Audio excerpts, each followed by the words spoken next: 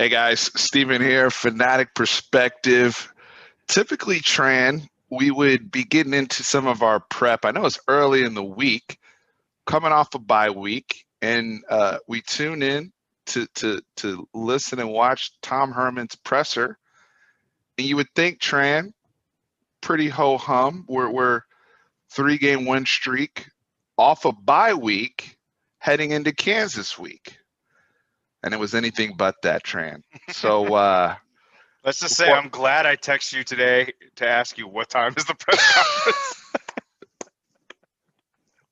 You did. You texted me I this early, did. early this morning. Yeah, I Early was like, this hey, what morning. time's the press conference? Yeah, and normal, because trying to stay in sync and thinking, I'm also, and I think you're on the same page, like just trying to get some injury updates, whatever the coach speak he's going to say about Kansas, and then any other kind of updates just in terms of where the team's head is at heading into the stretch, the sprint, because it's essentially a 3 game sprint through Thanksgiving, right? And the week after Thanksgiving. But no, we went in a whole nother direction today, and we're gonna break it all down. Make sure while you're here, you hit that like button and show us some love. Y'all been doing a great job on the last few videos. We really, really appreciate it. It's really helped the channel growth. A lot of people getting exposed to Fanatic Perspective that have never heard of us, never watched us before. Those of you who have been sharing our content in Reddit groups, 247 groups, all your Longhorn Facebook groups, Tran and I are very, very thankful for that. Absolutely. The exposure helps this channel so much, and it starts with hitting that like button. And if you really about to hitting that subscribe button. Now, Tran, Tom Herman, Anwar Richardson kind of begins the fireworks by asking him about, we'll actually I'll actually read the question word for word, and then I want to get your reaction to this because he answered it. It took over 3 minutes to answer Anwar's question, and he answered it in 2 parts. Anwar said, Coach, I know you're a 1-0 kind of guy, and I know you don't live on social media, but your players live on social media and recruits also live on social media. So my 2 questions are, what do you say to those groups of people who constantly see rumors out there that you might lose your job for Urban Meyer after the season? And are you concerned at all about your job security? Now, context, Tran, 3-game win streak. Texas ranked, 22 right now? We 5-2? Yep. We 5-2, 3-game win streak, heading into Kansas. And he gets asked about Urban Meyer and job security. Boom. Tran, what was your reaction to Tom Herman's reaction? So first, I just want to touch on Anwar's question first. You have to take it. You have to look at it from what Orange Bloods follow. They follow what their biggest bread and butter is: recruiting news and things like that. The fan base and people interacting on their boards. Absolutely. He did ask specifically, your players and recruits, most importantly, recruits are living on social media, and brought it up. With that said, I think the question probably could have been worded a little bit better because, you're basically saying you're going to be fired. There's a lot of talk of you being fired for Urban Meyer. Straight up. I mean, he said the names on there. I think that Tom Herman's reaction was justified. I mean, he wasn't. I don't think rude. One thing that you stated, which I'm going to kind of co-sign on what you said, is that he used a lot of subliminal messages throughout his long-winded rant. But he was completely right on a lot of the evaluation of that question, like his answers for that question. He said, he first touched on the people inside the bubble, the players inside the bubble. They think it's laughable, honestly. So yes, they are on social media. However, they know what's going on inside. Then he touched on his conversations that he's had with Chris Del Conte. He even named him as his boss. He goes, when I talk to my boss, it's, hey, how are we going to do this next week? It's 1 week ahead of time. Then he touched on the recruiting, which I thought was fantastic, because this is something that we've been kind of harping on to our fans for probably all year, maybe even longer than that other teams are going to negative recruit Texas, whether it be, hey, they're not producing NFL talent, to, hey, look, someone just joined the transfer portal. Look at all these people with all the trash that they're talking to this kid. You want to be around that environment. He touched on that, and then the last thing is of course they're gonna. What he said was, if I'm recruiting against Texas, I'm just printing off everything and handing it to them. Which Right. he was very stern, very animated. It was kind of refreshing to see him not just try to outsmart people and have a witty little remark to them, but him speak from his heart. But he did do his Tom Herman stuff, where he tries to think above you, where you could read into what he says. And I'll let you touch on all those points that you were talking about. So he said 16-year-olds are very impressionable. And so starting with the recruiting aspect, right? Because I think a lot of people agree that the team is pretty buttoned up at this point. They are close together. I think it does, especially during COVID and them being in more of a bubble-like atmosphere.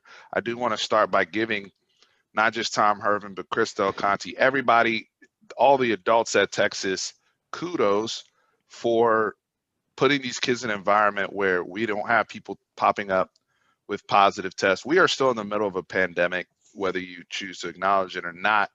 And I appreciate everybody that's asked about me and my recovery. I'm good to go and have been out and about, safely. However, our program's done a fantastic job of protecting our kids. We haven't worried about contact tracing, positive testing, and that's after election parties, that's after Halloween parties, as you're seeing a lot of the rise of all this happen in so many different campuses and whole conferences canceling games. That will probably impact the playoff race. Honestly, Texas has handled their business and been very responsible with this from the start. They all deserve credit for that, in my opinion. I don't think they're getting enough credit in that regard. Now, so the players, I think they're appreciative of that. I think they're feeling good that they're turning things around. They're being coached up, especially on the defensive side of the ball, and there's positive energy in the locker room. With the recruiting, and he's touching on 16-year-olds being impressionable. Hey, let's be real. All these sites, it's not just Orange Bloods, right? Because he said Orange fans at some point. He knows the name. He knows, right? He knows the name. But him saying Orange fans is kind of like the little shot. And then he said internet guys, and so that could mean a whole slew of things. I certainly don't think we're big enough as a channel to garner any type of influence, but there's a lot of people out there. Even the 247 team that basically Josh Payton, all those guys over there that basically said Tom Herman's done, right? Just outright. This was Tom Herman's declaration of war, in my opinion, towards all the prognosticators out there that are saying Urban Meyer's already, kind of in the bag, and there's no concrete evidence, because he's also like in a subliminal manner saying, show me your evidence. But the thing is, when he's touching on recruiting, he's like, look, the 16-year-olds aren't going to decipher all that, right? They're looking at it like, you guys are supposed to be reputable sites and reputable companies, and you're publishing this information, you're running with rumors. So what Tom Herman said, because this isn't necessarily my opinion, but he's saying these rumors are being presented as fact. That now messes us up. Now we got to compete against, or defend, not compete, but defend against all of that energy over there, plus trying to compete for the kids' time with all the other schools. Now, here's the thing. This is Steve's take. This is a problem with the top players when we're competing against the top schools, okay? Because at the end of the day, there's a lot of schools struggling, which Tom Herman also subliminally alluded to. I don't think it was necessarily with Aaron Warner's question, but he was talking about COVID, and a lot of people have gotten upset because they feel like Tom Herman keeps making excuses about when he keeps bringing up COVID. and the transition that they've had, especially early on with the new staff hires and with the kids. But he's also saying subliminally, hey, go look at Michigan over there, because he said other schools are struggling with this. If you pay attention, who's he talking about? Train, you just hit me up today. Will Muschamp got fired, right? At South Carolina. They parted ways. Yeah. Michigan struggling. Jim Harbaugh on the ropes, right? USC, Minnesota. Minnesota. I'm sorry, not USC. USC's 2-0. Excuse me. Yeah. Minnesota. Y'all talking about Penn PJ State. Fleck was gonna come for my job. Penn State 0-4. First team to start ranked in the top 10 and be 0-4. 0-4. Yep. But we over here 5-2, at least ranked. And I think subliminally he's also like, Texas fans, be thankful and also be careful what you wish for. Right? Now I think the Urban Meyer being on top of that and his whole weird relationship and dynamic with Urban contributed to some of him being animated in that moment to the response, because you said this to me before the thing. He said Anwar's name twice. Yep. In his response, right? Like and it was very condescending the way he said it. He goes, Anwar. Anwar. And Anwar's a great journalist. Yes. These guys are professionals. This is what they have to do. Anwar has to ask the question. I feel like personally, because if something's being talked about a lot, again, they serve their base. They serve their subscribers. That's how they put food on the table. Totally get it. Yeah. Totally get it. Because then people are going to say, well, it's not good journalism if y'all aren't asking the tough questions, y'all not pushing the coach. So I see it both ways. And to me too, Tran, before I give it back to you, I think people are going to look at this one of two ways. Like, if you're already in the fire Herman camp and you're like, he has no chance to reconcile with me, then you're just going to use this as an example of him being, this crazy man up there at the presser, and go with it just to further prove your point, right? And if you're on the other side or what have you, you're going to say, hey, he's fighting for his right to party. Isn't this his dream job? Isn't this the job he fought so hard to get? And now it's like there's threats coming at this job. So he wants to protect it. Yeah, he wants to go out on his own shield, basically. But absolutely. Well, he doesn't want to go out. To tell you he doesn't want to go out. Yeah. But if I got to fight for it, I'm y'all gonna have to come through me. Even if you are a Herman hater, you have to respect that he wants to fight for it, and you can't also discredit the fact of this staff and this team. They haven't quit. They've gotten better week over week. I wouldn't say the offense technically has gotten better, but they're winning. They're winning games. Adding another team onto that with the COVID issues. I mean, Oklahoma did not look good at the beginning of the season. I mean, they're turning it around too. Was Lincoln Riley, being questioned? Yeah, Lincoln Riley, of course, won three Big 12 championships beforehand. But we have he did state this over and over again, is that we have our goals ahead of us. And if you're riding with Texas, why are you asking or trying to stir up the pot when everything's going well at this point? I think that factored into his frustration, Tran, because again, like, our natural energy coming into this press conference is things should be kind of upbeat right now. Like, it's not all hunky dory. He acknowledged recruiting is a problem. Let's not get that twisted either. Recruiting is a problem right now. Quinn Ewers, didn't he? Yeah, or they asked Brian, because we'll get to the Brian Davis part, right? But they brought up Quinn Ewers, the media did. But recruiting is an issue right now. There's no ifs, ands, or buts about it. Now, where I do disagree, and I will put some heat on Tom Herman, because I liked a lot of his energy too. I'm with you. I think with the amount of money he makes, I think you can't just fully blame recruiting on negative things being written about your program. You can't. That's your job. That's why you make millions of dollars. Go fix it. I don't want to hear you, while it's some of it may be valid. And honestly, that some of it may not only be valid, it could be feedback he's getting directly from the kids and their parents. Because when you're picking a school or you're picking a job, right, you do research. Don't we all? Don't we all we're picking a restaurant, you look at Yelp, you look at Google reviews. You picking a job, you look at Glassdoor, especially if you don't have a friend that's on the inside to talk to about their culture. You start to look at things going on, right? And so that's all these kids are doing. They're doing their research and their due diligence because they're all trying to make a good business decision. So I get him harping on that. I would have liked to also hear him finish positively and say, hey, I'm still excited about the kids we do have committed to the class. I'm excited about the kids we're working on, and we're going to get this thing right and bring in the best players for Texas. Like, he could have added some sort of positive spin, but I think with him, to your point, Tran, of he's like coming into this press conference, I don't want to say blindsided, but it's just like, and not that y'all should give us a coordination for being ranked 22 and 5-2 or anything like that, but like, we're on a good upswing and we're trying to win our 4th straight game. And you're asking me about being concerned about my job security when I have an open track to the Big 12 championship game. Hell yeah, I'm pissed off. Yeah.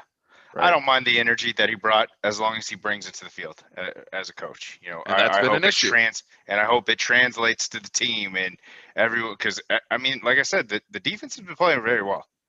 And I mean, another question was brought up is like, hey, yeah, the defense should probably be ranked a lot higher if it wasn't for the first couple of games. Mm-hmm. So I mean, they're playing great. You know, and I'm just hoping that, you know, this extra week with Kansas on the docket, I'm hoping that, you know, the offense starts finding their bearings. So I mean, the thing is too, part of that frustration, because sports is a big microcosm of society. I'm trying to focus on my job and doing my job, and we're focused on politics because all this is political stuff, right? Like, yeah. Urban Meyer, as far as I'm concerned, works for Fox Sports. Fox Sports, yep. Right. So I'm talking about somebody that's not in our program.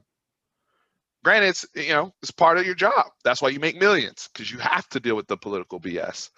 But that's been the case at Texas. So I see it on both sides. Now, the next question, over to you, Said.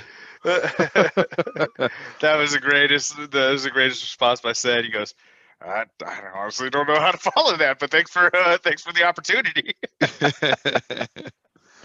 And what did Said ask about? Sam Ellinger's health. You want to and Tom Herman says Sam Ellinger is healthy. Yes. Threw his hands up. He's healthy. Took every snap. He's practicing. Yeah, all the reps, everything. Fine. So He's got all the reps. He's fine. Why do you guys keep asking? Because he actually kind of low-key turned up on it last week about Sam's health when he was like, I don't know where you guys are getting this from. Yeah. And this is him playing a game, right? Because we all know Sam's banged up. Sam has said he's banged up. And I think that was part of Seth's question. Like, yeah, you can't, Tom, you're playing this game, but the quarterback, when he comes, he said that he is banged up. Now, he's also said a lot of guys are banged up, which is true, right? That we're at that point of the season where, everybody's seeing the trainer for something. Let's be honest, right? We've all been through seasons, whether big or small. But I mean, we all have eyes. He was limping around during the Baylor game. He's had a reduction in his carries in the quarterback run game. You haven't been doing Bam Bam Sam as much the last few weeks. We're not blind, Tom. The boy ain't healthy. Now, if you're up here, now I will say this, and because I've gotten some heat from some of the people on our channel, and I think it is valid. If they're gonna say Sam is healthy and ready to go, then he cannot get a pass in his evaluation for if he's playing crappy. Like, if you're and I said this actually with Dak Prescott last year too. If you guys are going to throw Dak Prescott out there, and I know his shoulder's messed up when his shoulder was messed up when we lost to Philly, I can't then give him the pass. You see what I'm saying? Like, if you're telling us that he's okay, then I need to see that type of player out on the field. Now, we know, like, we're smart enough to know that he's not 100%, but if you're going to bang the table that Sam is healthy because you're trying to protect him for the opponent, then we now have to handle it with the level of criticism that is warranted, in my opinion. I agree with you completely. And for them to say that he's not banged up or anything like that, or he's not hurt, I mean, a lot of the passes that he should be completing, they're sailing on him or they're just inaccurate. So, and these were passes that he was hitting last year. the year before he got injured. So it's not like something that he can't hit. You know, I think he's at under 60% completion rating, completion percentage. So, you know, I think there's some nagging injuries going on there. I agree with you that, you know, if they're stating that he's healthy, you know, he should just be critiqued as if he's a healthy player. Right. And if he's not playing at the top of his game, the game that Health, we know he can we play, we can't keep factoring health into his criticism. No, yeah, that's fair. But I understand him protecting his player. And look, you know, the other point I forgot to make in regards to recruiting. When Tom Herman's talking about, I just want to clarify something. When he's talking about printing out that piece of paper, whether it's from a particular site or it's a particular article, message boards, what have you, that is specific to the schools we're recruiting against or we're in competition with, right? For example, because a lot of people come on this channel or hit me up on Twitter and say, hey, Steve, a lot of schools are a mess. A lot of schools have, you know, crazy fan bases that tweet players or whatever. Like, it's not just, that's not an issue unique to Texas. I think that is 100% accurate. However, the perception of Texas is a problem when you're recruiting against Alabama. It's a problem when you're recruiting against Ohio State. It's a problem when you're recruiting against Clemson. And the top tier creme de la creme guys in our state are going to those schools. Brockemeyer brothers, Quinn Ewers, now Jalen Monroe. The whole right? Wide receiver core for Ohio State. All these wide receivers. Caleb Burton's next. Garrett Wilson. Jackson Smith and Jigba. All these guys, they will look at the schools, right? And these are all people we were in the mix for or competing for their services.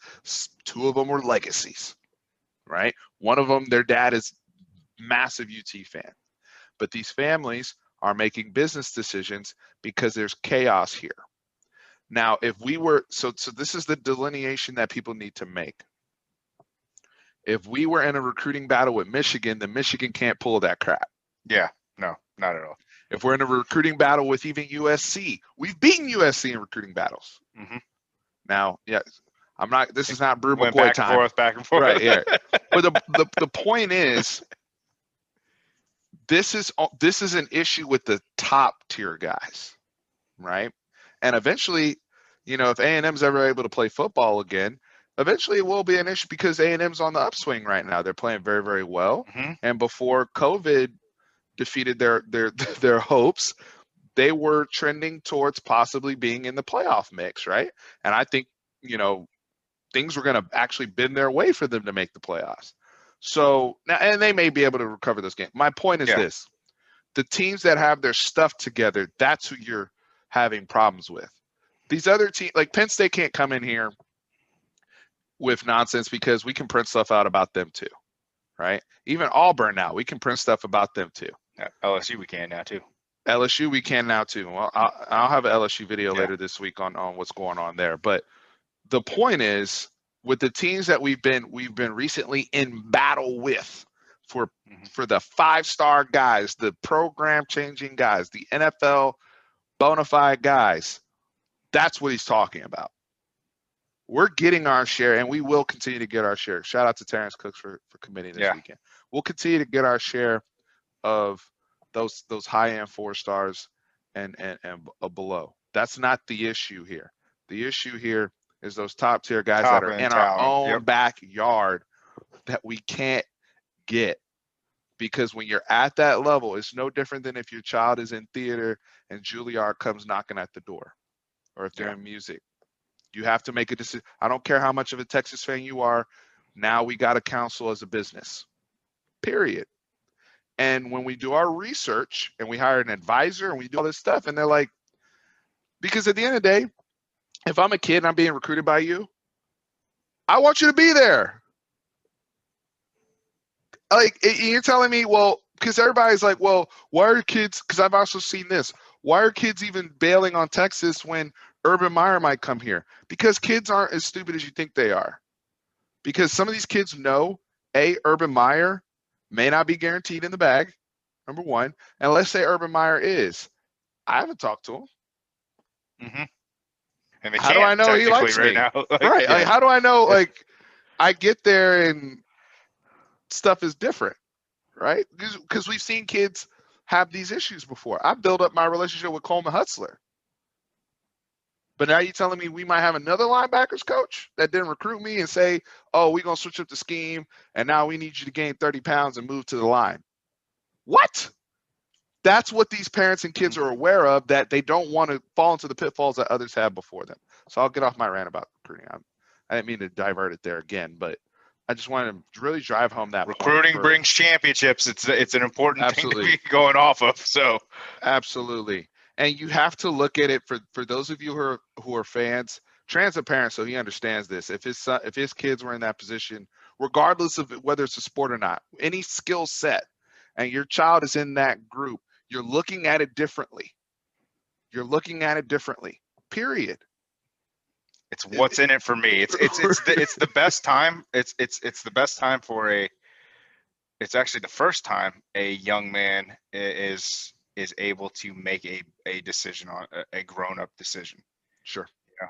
So they need to take their time and figure out what's in it for me if I go to this place. What's in it and for me there's if I go to potentially a this coaching place? change, or hey, I don't know what the staff is going to look like.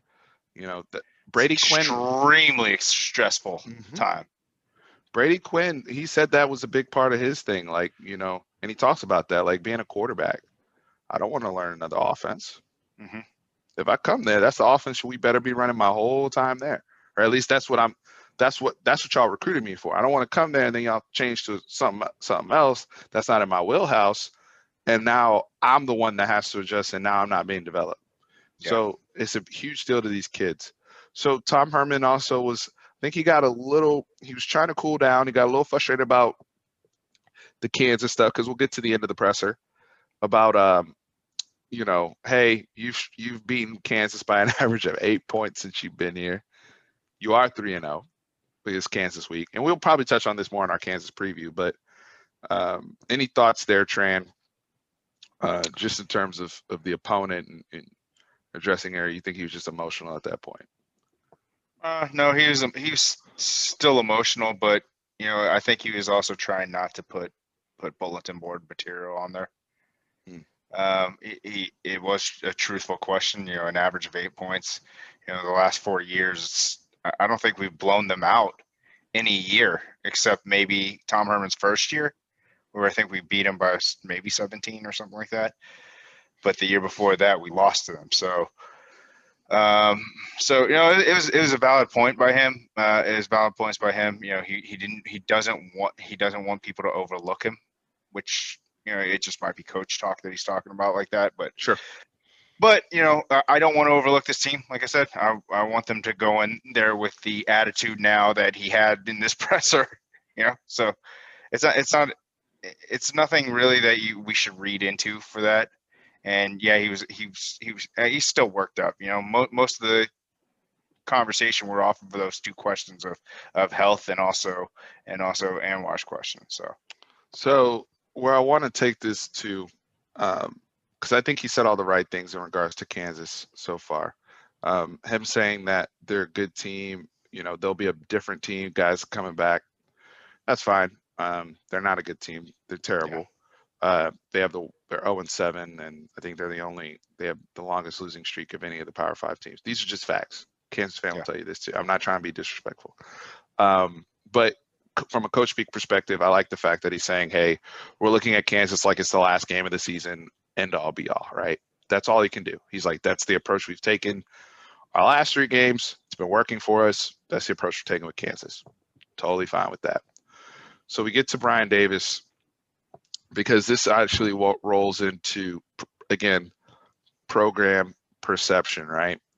In terms of, hey, are you aware of, what people are saying and broadcasting about Texas, right? In terms of, Chris Del Conte not recognizing, I think this was Brian Davis. Somebody comments, correct me if I'm wrong, but in terms of Chris Del Conte not tweeting about the program, not, that public endorsement, right? And what that looks like. I think that's another thing where he gets frustrated because there's not, you can't, he had to navigate that question in a different manner than Anwar's question about job security. Because it's like, a lot of people are talking about him giving himself the vote of confidence, right? The dreaded vote of confidence. But Tran, how did you take that part? Because I thought it was very, very interesting, part of the presser. Yeah, it was a little bit. He was just kind of like wide-eyed on it. Honestly, he wasn't. And they pushed him on it too. Yeah, they pushed did. him on it. I don't think they would have asked that though if his reaction to the Anwar question was brought up. Honestly, I don't think they would have, because that seemed like a follow-up question to me. Personally, what I think is that the athletic director honestly doesn't need to be tweeting too much information about the football team, except that, hey, great win. That's all I really want to hear from him from that, or maybe any upgrades or game tape upgrades. We said it after the OSU game. It took them how many days? 3 days, 3 or 4 days to say something. Yeah. So I understand Tom saying, I ain't paying attention to another grown man's tweets, but that ain't just another grown man. That's your boss. That's your boss. I mean, he did mention that in a previous question. Said, hey, in our one-on-ones with my boss, everything's good. Everything's great. So. What do you personally think? What do you forget the question? What do you personally think? Do you think everything's good between them, or you think at this point there's some friction there? Oh, I think 100% there's friction. I mean, there's we mentioned it before that Tom wasn't even his guy. He was playing along, and then if something bad happened, it was easy to cut. Easy cut ties with. With that said, I think that the rumors are true that he was accepting calls and doing stuff at the back end, which is fine. Do whatever you can. That's Chris Del Conte's job. I agree. That's his job. But at the same time, it's setting a pretty bad precedent if this still happens and he continues to win out. So I don't care if the athletic director and the coach don't get along, as long as we're successful. Right. Are we still with right? I agree. I mean, doesn't filter to the kids. This is a business first and foremost, and not everyone's going to get along in a business. But hey, can each of you respect each other to let each other do their jobs? I don't see why not. I think they're both professional. I think Chris Del Conte is a good athletic director. I do think Tom Herman's a good coach. So I think there should be a hard line drawn between them. They're like, hey, do your job. We're good. You don't do your job, bye, And I don't think that they're good. And I think this is something that it's going to be continued to be monitored, even if we win out this year. Absolutely. This isn't just healed with, oh, we finished the season hot, and all is good and hunky dory. I agree with that. The message has been sent in recruiting. The message has been sent with Chris Del Conte's silence, whether Tom wants to acknowledge it or not. That is valid. He can downplay it all he wants to, but we're in the social media business, right? As a major football institution, Twitter matters, bruh. Yeah. It matters. You started a program around it, around social media. Absolutely. It is extremely important. And again, it's part of the political game that they have to play. So the media is part of that too. Like Brian Davis, Anwar Richardson, Cedric Golden, Kirk Bowles, like they got to ask their questions. Now, do I agree with all the questions that get asked or the way they ask them? And did some of them come off a little goofy today? Not out of those guys that, but yeah, that was a struggle. Is some of the stuff that's being published out of some of the recruiting sites and paid sites hearsay and rumors that can be hurtful to the program? 100%, in my opinion. In my opinion. Yes. And I understand his frustration there. But Tom Herman doesn't have a poker face. He Nope. really doesn't. He wears his emotions on his sleeve. It's crazy because he wears his emotions on the sleeve in front of the media, but then all of a sudden he's like so reserved on the sideline. Like he can still kind of tell how he feels on the sideline, but it's a different energy. It's almost a more nervous energy that he has on the sideline. I think that also attributes to people's frustrations with him in particular, because it's like you said earlier, bring that same energy to game day, bro. And let's feed off of that, like that animated stuff. And I've never been the guy that's like, I think there's every type of coach I've seen have success. The guy that has a poker face that never gets mad and just stands there like a Belichick, seen him have success. The guy that throws his headset and is getting ready to cuss everybody out like Jimmy Johnson, I've seen that guy have success. Jimmy Johnson, I've seen in press conferences, even Nick Saban, they'll just lose it. They don't care. They'll get a reporter fired. They don't they don't care. I'm not saying there's no right or wrong way to do things. And then you have people that are politicians, like Mac Brown. Mac Brown. Yep. Right? Who will always say the right thing, who will always take the higher. Mac Brown could run for public office tomorrow. Yeah. Right? He probably He would. has all of the demeanor necessary. He's not going to get angry at people. Like, he'll massage things. So there's different ways to skin a cat. It's just that with Tom Herman, he's going to fight for his right to party in this particular situation. You look at his predecessor, Charlie Strong, who I thought actually did have a poker face, because he always gave the same press conference every time. He was dismissive of a lot of questions. He was dismissive of a lot of questions.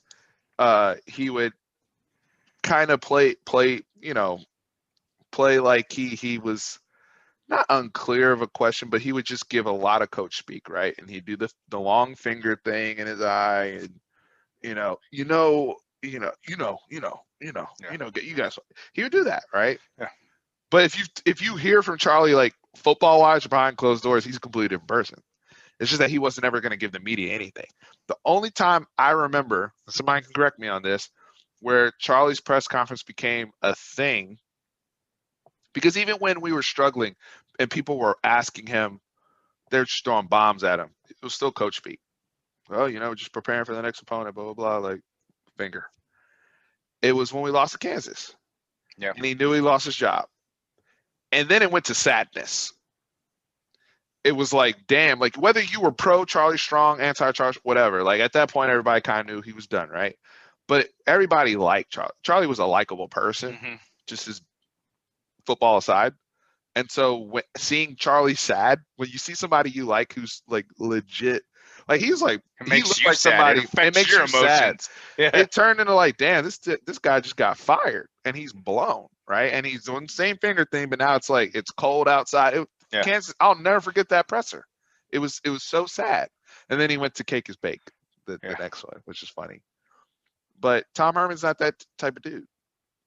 So you're seeing a difference in personalities if you're a Texas football fan. Well, I mean, the other thing I wanted to touch on real quick, because we didn't mention the injury stuff. Yeah. Because all the glitz and glamour was around. But we still have a football game to play. It did exactly what we were upset about. It was taken away from us talking about football. So what was the injury updates, Tran? So Coburn and Whittington practiced all week. Great news. Sam is healthy.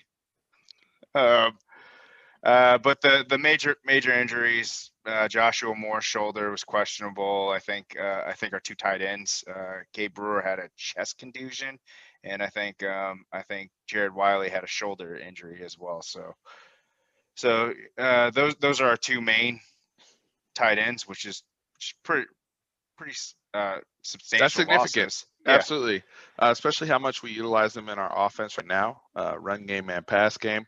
I think with Gabe Brewer, a lot of people in our live chat were saying, hey, he held at one point for Cameron Dicker, right? And so Cameron Dicker actually brought up in the press conference as well. He right, said it's an open. He says they're having open tryouts, right? So I don't think he disclosed who is trying out, but if Gabe Brewer is dealing with significant injuries, now that opens it up to who else could be the holder. And I know like guys are talking about the holder. That's a big deal. Continuity with the kicking game. You know, as far as I know, Ryan Bashevsky's the only person that's really held for Cameron Held Dicker, for Cameron Dicker. Yep. right? Since He's he's the been only at guy who has. Texas. Yeah. Yeah, so that's all that continuity matters, right? You know, I was a holder in high school. I took my job very, very seriously. It was part of my responsibilities on top of being a quarterback. Get So you drafted, man. yeah, Get you man. drafted. Man, holding up football, man. You know, if nobody ever knows who you are, you're doing a great job. Um, but so that's something that still needs to be figured out throughout the week for those who are asking about who's going to hold, especially if K Brewer can't go. Uh, we didn't really see him the last time we played, right? So it's going to be really interesting how stuff plays out. Probably see a lot more Malcolm Epps, Braden Liebrook in this game, which I think is good for their development. To the point about Jordan Whittington, he's got to play. He's got to play a whole game. He's got to make it out of whole game. I think that'll be a big win for him personally. I right? do too. And being able to play consecutive games. That just small victories for him. Anything else you want to touch on before we wrap here? We will get to Kansas prep later this week. There's a lot of stuff going on. I want to touch on LSU later this week, guys. Just the overall state of college football right now is in a weird place. Yeah. COVID. I want to reiterate, Tran. I know I asked you a question. I started talking. I'm sorry. No, you're fine. With COVID, though, I'm thankful for the Big 12 has been doing a good job, man. Texas has been doing a great job. Big 12, we haven't had all these like you I see think the Baylor is the only team that's really had issues. Yeah. Mm-hmm. I thought Tech was going to have more problems at the beginning of the season. Oklahoma State was with all the parties that we would see Right. videos. Right.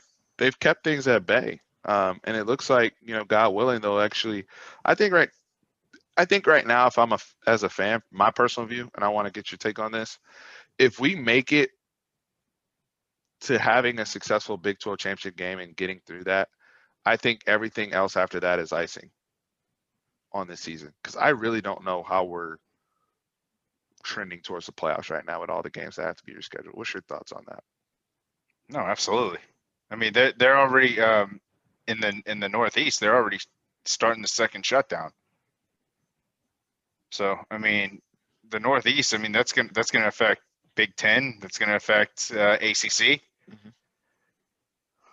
I mean, I agree with you. I mean, if we get a Big 12 championship, I'll be happy with that. I will. And if we can get one bowl game out of it, because no one from the Big 12 is going to the playoffs anyways. So if we can get a bowl game after that, that's like you said, cherry on the ice cream. Absolutely. Yeah. We'll be back. We'll have a prep for Kansas, and maybe even something else in there. But there'll be some other videos that I'll do more think pieces, real short, quick to the point, on the LSU situation, some other things that just feel like it's our responsibility to make sure we're covering on this channel and giving you guys the content that is needed. So, Tran, thanks for jumping on late on a Monday night. Always. This was we were texting back and forth today about this, and I was just like, "Ooh, spicy time." So I like it, man. I like it. I just wish that we were talking about football constantly, but it's Texas, It's Texas. It's Texas.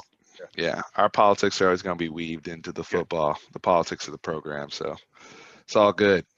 Appreciate you guys. And remember, especially this week, Warren's always up.